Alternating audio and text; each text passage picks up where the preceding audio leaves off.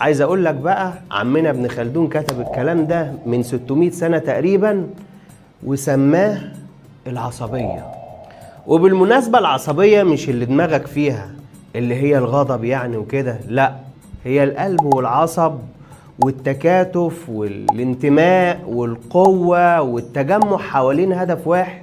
ابن خلدون بيقول إن العصبية دي ممكن تبني دول وممالك وتهدمها لو فكرة العصبية دي اتحولت من ترابط لتسلط على رقاب بعض. ابن خلدون كان راجل بيبص جوه الناس قبل ما يبص في التاريخ.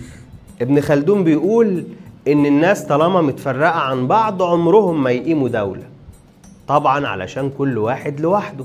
العصبية، الدولة بتبدأ من جماعة مترابطة أو قبيلة أو عشيرة أو أهل أو قرية، والمفتاح في ده كله العصبية. بس مش العصبية اللي هي الغضب، لا.